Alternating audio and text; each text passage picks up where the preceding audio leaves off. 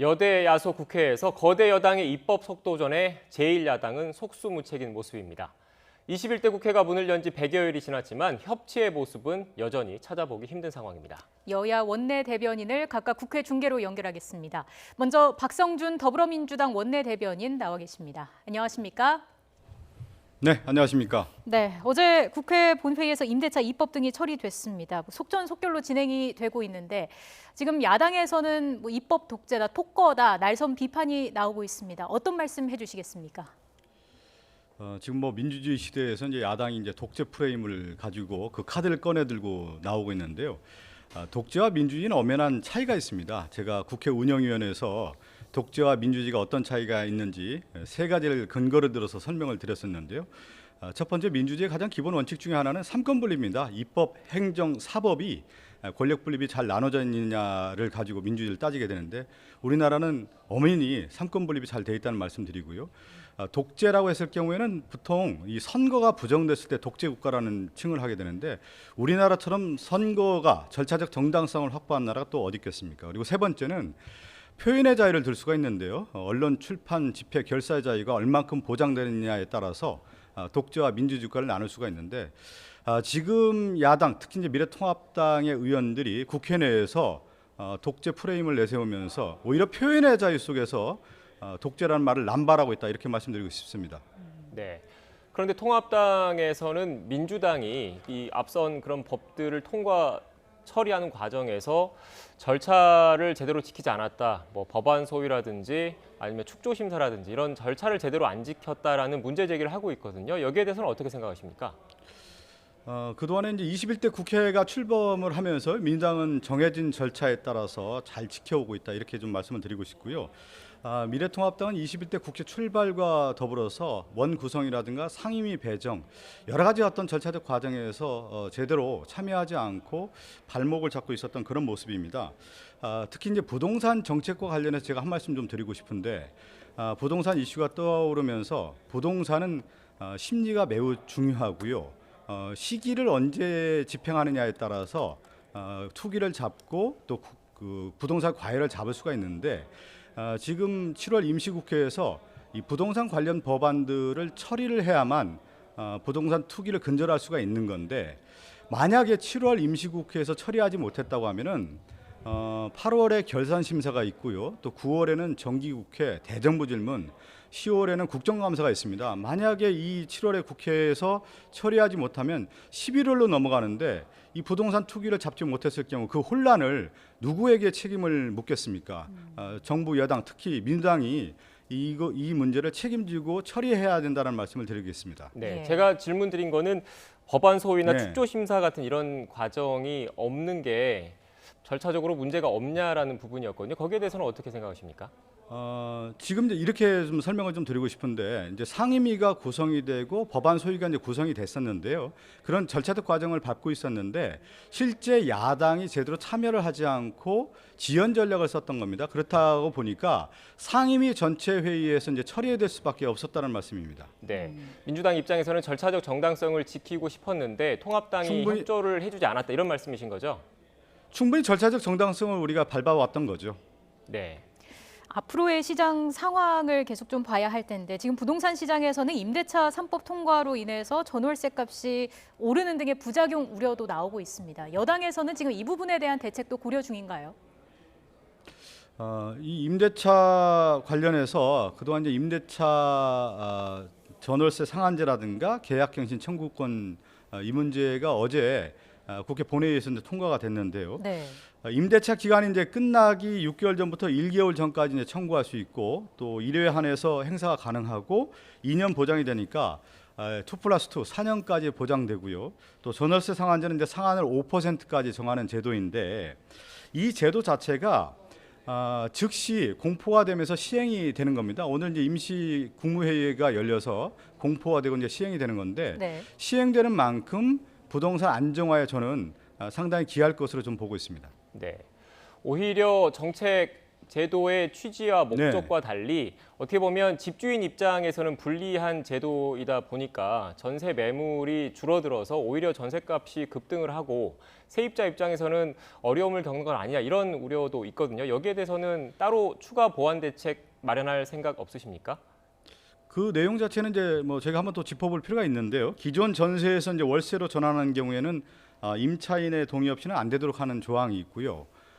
또 하나 이제 그 부동산의 어떤 부작용에 대한 얘기들이 계속 나오고 있는데 후속 법안들, 후속 조치들, 보완책들은 계속 마련을 하고 있고요. 네. 또 8월 4일에는 부동산 관련 세법들도 통과될 예정이기 때문에 후속 조치들은 계속 이어질 거라는 말씀드리겠습니다. 네, 후속 조치 구체적으로 어떤 후속 조치들이 거론되고 있습니까? 아마 지금 뭐 공급 대책도 좀 마련하고 있는 것으로 알고 있고요.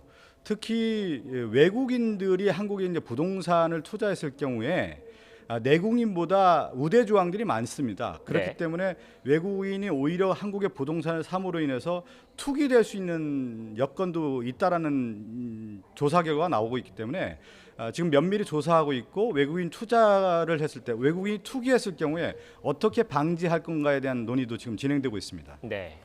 공수처 관련해서도 좀 질문을 드리겠습니다. 공수처 같은 경우에는 야당의 협조 없이는 출발이 좀 힘들 수도 있지 않습니까? 공수처 관련된 내용을 좀 짚어볼 필요가 있는데요. 지금 얘기하신 것처럼 공수처 출범은 지난 7월 15일 날 예정돼 있었지 않았습니까? 예. 이번에 국회 운영위원회에서 공수처 관련 3법이 통과가 됐는데 공수처를 어느 상임위원회에 둘 것인지에 대한 국회법이라든가 또 청문회를 해야 되기 때문에 국회 청문회법 그리고 세 번째는 운영 규칙에 관련된 이 공수처 후속 3법이 통과가 됐는데요.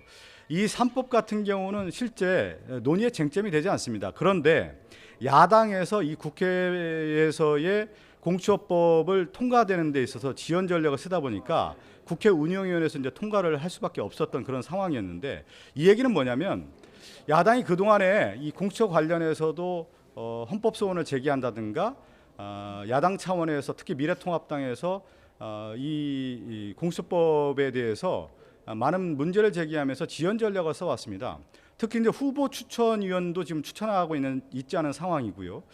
따라서 지금까지 상황에서는 상당히 좀 답보 상태에 있는데 민주당 입장에서는 이 공수처법을 조속하게 처리하겠다라고 하는 계획을 좀 세우고 있는 것입니다. 네.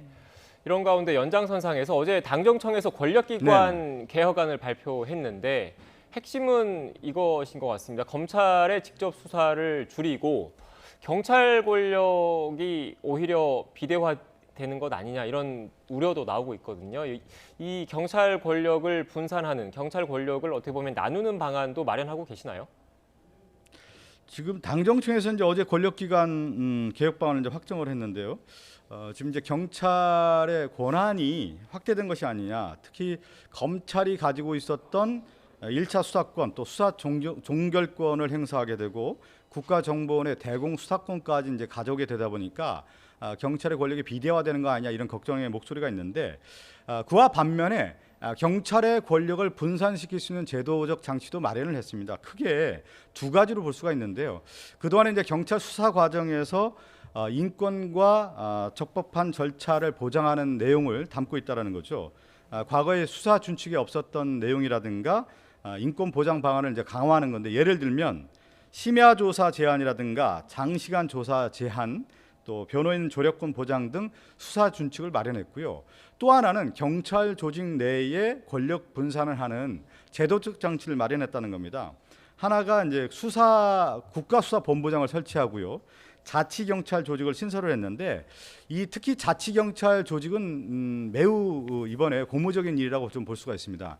그동안에 경찰이 수사권과 더불어서 경찰이 권한이 있었던 내용들인데 관할 지역의 생활 안전, 교통, 여성, 아동, 노약자, 경비 이 권한을 시도지사 소속의 시도자치경찰위원회에 지휘 감독을 맡겼기 때문에 기존의 경찰 조직의 비대화라고 하는 걱정이 아니라 이제는 권력을 분산을 이뤘다라고 균형을 이뤘다라고 하는 말씀을 드리겠습니다. 네.